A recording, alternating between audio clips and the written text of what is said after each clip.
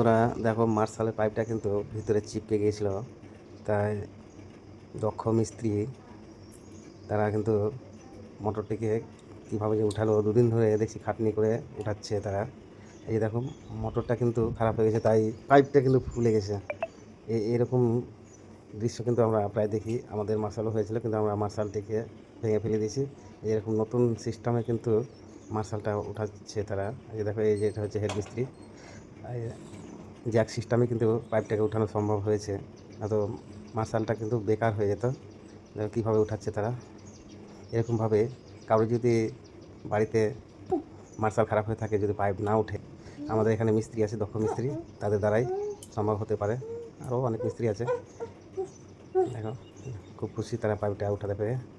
এভাবে কিন্তু দুদিন ধরে কিন্তু তারা খাটাখাটির পর মার্শালটাকে উঠাতে পেরেছে।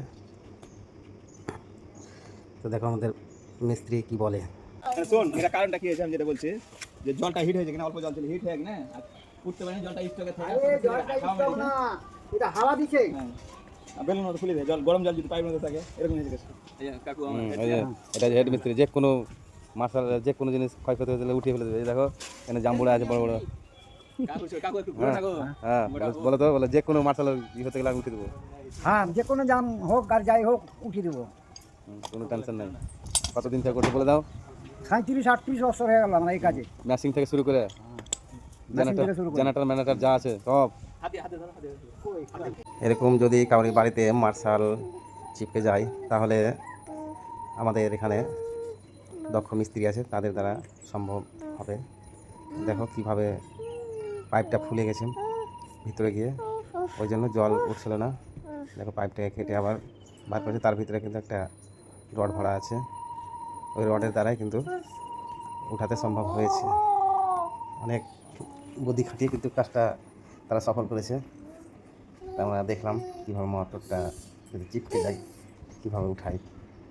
এরকমভাবে যদি কাজ করায় তারা, তাহলে অনেকের মোটর কিন্তু বাদ হবে না, এভাবেই উঠিয়ে দেবে।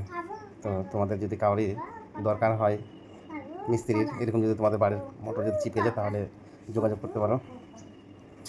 অবশ্যই তোমাদের মার্শালটা, খারাপ মার্শালটিকে উঠিয়ে দিতে সম্ভব হবে।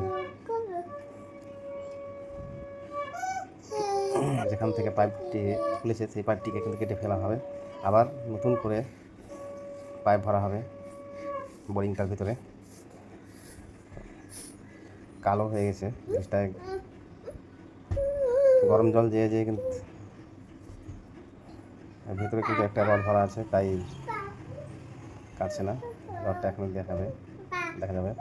এই দেখো, এই রড, এই রডের দ্বারাই কিন্তু মোটরটাকে উঠানো হয়েছে।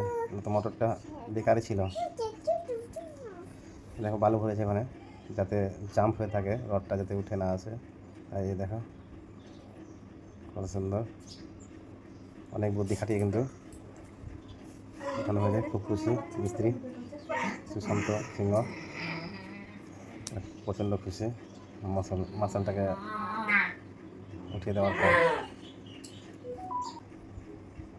দেখো, একদম মিসাইলের মতন হয়ে আছে, বালুগুলো বের করে ফেলছে। বালুটা না ভরতে গেলে কিন্তু রডটা জাম্প হতো না, রডটাতেই কিন্তু